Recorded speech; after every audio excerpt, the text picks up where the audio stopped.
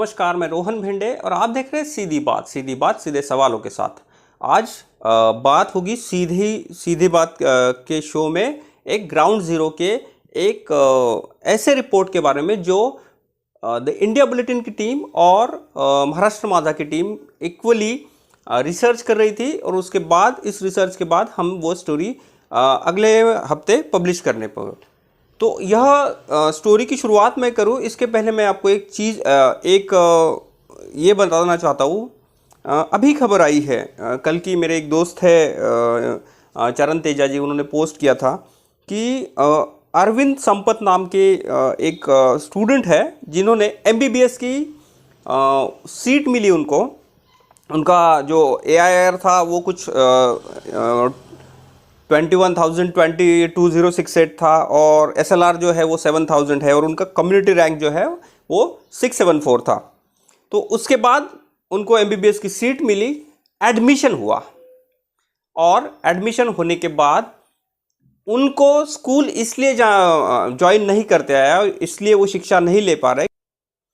जो tuition fee है 10 लाख के करीब वो पे नहीं कर पाए, इसके वजह से उनकी शिक्षा बंद है। तो जो पत्रकार है, मीडिया के हमारे सहयोगी है, उन लोगों ने कैंपेन चलाया कि इनको कहीं से डोनेशन की व्यवस्था की जाए या फिर कम्युनिटी में हम कुछ पैसे जमा करके उनको एक सहूलियत दे और वो अपनी शिक्षा पूरी कर सके। ये एक बात हुई।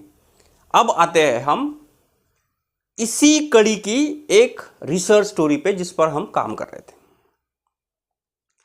MBBS की जो भी शिक्षा होती है, जो भी एडमिशन्स होते हैं, उसमें मैनेजमेंट का एक कोटा होता है और हम सब जानते हैं, हम सब जितने भी लोग हैं वो सब जानते हैं कि ये मैनेजमेंट की जो सीटें हैं वो हायर पे ग्रेड पे जो भी है वो दी जाती है। अगर मैनेजमेंट की सीट है और उसमें फीस ज़्यादा है तो वो कोई दिक्कत नहीं, जिनके पास पैसे है वो दे और उसमें उसको सामने लेके जाए। लेकिन मैनेजमेंट की सीट काले पैसे से खरीद कर उसको ग्रैब करना और वह ये काला बाजार चलाना, ये एक आम प्रैक्टिस हुई है और इस पर किसी का ध्यान नहीं है या फिर सबने आंखें मूंद ली है। तो मैं कुछ रिपोर्ट के बारे में बताना चाहता हूं। MBBS के जो भी कॉलेजेस है उसमें मैनेजमेंट कोटा में एक पूरा नेक्सस है। उस नेक्सस में कुछ दलाल है, कुछ कॉलेज है, कॉलेज के मैनेजमेंट के लोग हैं और कुछ वो लोग हैं जिनका इन सारे इसमें से कनेक्टेड है। अब पैसे वाले लोग जिनके पास काला पैसा है या फिर जो भी पैसा काला ही होगा, क्योंकि इसमें दी जाए जो भी रकम मैनेजमेंट को दी जाती है फी छोड़ के, वो सारी की सारी ब्लैक मनी जाती है, कैश में जाती है, उसका कोई रिसिप्ट नहीं मिलता है। मैं पिछले 4-5 सालों से इस स्टोरी को फॉलो कर रहा हूं, लेकिन हर साल स्टोरी पब्लिश होने के बाद हाथ में कुछ लगता नहीं है, क्योंकि एविडेंस, जो सॉलिड एविडेंस होते हैं स्टोरी में, वो हमारे पास नहीं होते हैं। लेकिन हमने इस साल इस स्टोरी को अंदर से फॉलो किया। उसके लिए हमने एक एडमिशन को हमारे एंड से कंफर्म किया। अमरावती का एक डॉक्टर है जिसके लड़के का जो रैंक है वो बहुत मतलब किसी एक नंबर्स में भी नहीं आ सकता है। उस डॉक्टर ने अपने बच्चे के लिए एक मेडिकल कॉलेज से सीट खरीदी। वो मेडिकल कॉलेज महाराष्ट्र का है। उस सीट के लिए लगभग 1,17,00,000 इतनी बड़ी मोटी रकम तय की गई, वो रकम दी गई। उसमें से जो फीस का हिस्सा है वो बाय चेक, वो भी थर्ड पार्टी किसी कंपनी को ट्रांसफर किया गया और बाकी जो कैश है वो हैंड ओवर किया गया। अब आप कह सकते हैं कि यह चीज आप जो कह रहे हैं इसके आपके पास क्या सबूत है? तो हम खुद इस स्टोरी के पूरे अंदर थे। वो कैश हमारे एंड से पिकअप हुआ और हमारे एंड से दूसरा जो एजेंट है उसको दिया गया। इसके सारे दस्तावेज, सारे वीडियो फुटेज, सारी चीजें आप हमारे एपिसोड में देख लेंगे। तब पता चलेगा आपको कि यह कैसे काला धन, इतना बड़ा काला धन दे के एक सीट खरीदी जाती है। मतलब अब इस कैलकुलेशन को आप समझिए कि महाराष्ट्र में कॉलेज कितने हैं, मेडिकल कॉलेज में मैनेजमेंट की सीटें कितनी हैं, और वो सीटें खरीदने के लिए कितना बड़ा मोटा अमाउंट कैश में दिया जाता है, कैश में लिया जाता है, और इन सारी चीजों पर किसी का कोई ध्यान नहीं है। तो हमने कुछ सवाल फ्रेम किए और उस सवाल पर हमारी स्टोरीज को 4 पार्ट में पब्लिश करने का ठाना है, जो अगले हफ्ते इसी दिन पूरे दिन भर में 4 एपिसोड में आएगी। तो इस स्टोरी को लेके मेरे कुछ सवाल है। तो जो छानबीन हुई है उसमें कुछ चीजें थी, हमने वो टेबल पे रखी। तो पहला एक सवाल हमारे सामने था कि ये सीटें कैसे बेचे जाती है। मेडिकल कॉलेज में मैनेजमेंट कोटे की कितनी सीटें होती है और कितनी सीटें बेची जाती है। दूसरा अहम सवाल उसमें था कि देश में इतनी नियामक संस्थाएं हैं, ईडी है, सीबीआई है, मेडिकल का जो पूरा ऑपरेशन है उस पर एक नियामक संस्था है। ये संस्थाएं इस पूरी प्रक्रिया को आंख मूंद के क्यों देखती है? क्या इन लोगों को इन चीजों का पता नहीं है? तीसरा एक सवाल है कि जो केंद्र की एजेंसियां है, जो हमेशा एक नॉर्मल टैक्स पेयर ने अगर 50,000 का भी टैक्स नहीं किया उसको नोटिस देती है, वह एजेंसियां इतने करोड़ों के गबन पर, कितने करोड़ों के काले व्यवहारों पर चुप कैसी है?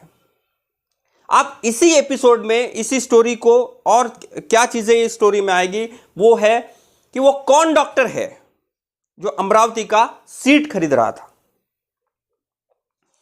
उसने जो 70 लाख से ज्यादा मोटी कैश अमाउंट दी, वो कहां से लाई? क्या वो अमाउंट बैंक से विड्रॉल की गई थी? अगर बैंक से विड्रॉल की गई थी तो बिना रिसिप्ट अमाउंट देने के बाद वो इतनी मोटी रकम उसके ऑडिट रिपोर्ट में किस फॉर्म में दिखाने वाला था? ये एक सवाल है। उसके बाद एक सवाल है कि अगर उस डॉक्टर ने वो पैसे बैंक से विड्रॉल नहीं किए, इसका मतलब वो कैश धरा था उसके पास 70 लाख का, या फिर उसने किसी से लिया है। तो 70 लाख का कैश इलीगली डॉक्टर के पास कहां से आया? एक ये सवाल इसमें है। उसके बाद है कि जिस कॉलेज ने ये मोटी नगद रकम स्वीकारी, तो नगद रकम जिस कॉलेज ने ली, वह रकम कॉलेज ने कहां दिखाई? क्या उसकी रिसिप्ट फाड़ी? अगर रिसिप्ट नहीं फाड़ी तो वो क्या कैश रखी गई? अगर रिसिप्ट भी फाड़ी तो किस हेड के अंडर फाड़ी गई, और क्या रिसिप्ट वो सामने वाला जो स्टूडेंट है उसको दी गई? यही एक सवाल। इसी के साथ और एक सवाल है जो एजेंट का नेक्सस है। उसमें जो एजेंट है, जो 20-25 लाख रुपए लेके वो सीट फाइनल कर रहे हैं, वो इतना मोटा कमीशन कैश में ले रहे हैं, तो ये रकम कहां जा रही है? ये रकम, इतनी ब्लैक की रकम एक एजेंट के पास एक एडमिशन से अगर आ रही है, तो 100 एडमिशन, 1000 एडमिशन, इसमें इतना काला गबन है। ये कितनी मोटी रकम है और कितने लोगों के पास जाती है? ये एक इस स्टोरी में सवाल आएगा। और एक अहम सवाल जो पूरी स्टोरी के पीछे बुना गया है, वो होगा वो कौन सा संस्थान है जिस संस्थान ने ये पैसे लिए? वो कौन सा डॉक्टर है जिसने ये पैसे दिए? वो कौन सा स्टूडेंट है? उस स्टूडेंट का रैंक क्या है? क्या वो सही में वो सीट डिजर्व करता था? यह भी जानना दर्शकों के लिए जरूरी है। अब ये एक इतनी स्टोरी पब्लिश होने के बाद पूरे राज्य में ये जो गबन चल रहा है, इस पर संस्थाएं, नियामक संस्थाएं क्या करती है, यह देखने लायक होगा। इसमें एक मजे की बात और एक दुख की बात भी है। इसमें एक स्टोरी में जिस महिला ने इस एडमिशन के लिए उस डॉक्टर को मदद की, महिला बहुत साधारण है, ईश्वर भक्ति में हमेशा तल्लीन रहती है, मन स्वभाव से बहुत अच्छी है। उस महिला ने इस डॉक्टर को एडमिशन के लिए हेल्प की। उसका कोई उसने हर्जाना नहीं लिया, उसका कोई उसने ये नहीं लिया, फिर भी इस एडमिशन के लिए सारी तकलीफ उस महिला को हुई। तो हम हमेशा कहते हैं कि पूंजीवादी जो लोग हैं, जिनके पास काला पैसा है, वो लोग हमेशा ही सिर्फ पूंजी की व्यवस्था में विश्वास करते हैं और पूंजी को ही मानते हैं। दूसरा उनके पास कोई चीज नहीं है जिसको वो मानते हैं। तो इस पूरे रिसर्च को, इस पूरी डीप स्टोरी को आप देखते रहिए। अगले हफ्ते पूरी स्टोरी पब्लिश होगी और देखना होगा स्टोरी पब्लिश होने के बाद एजेंसियां और जो नियामक संस्थाएं हैं वो इस पर क्या रुख अपनाते हैं। आज के लिए इतना ही, कल फिर मिलते हैं, तब तक के लिए नमस्कार। ढंढे और आप देख रहे हैं सीधी बात सीधे सवालों के साथ।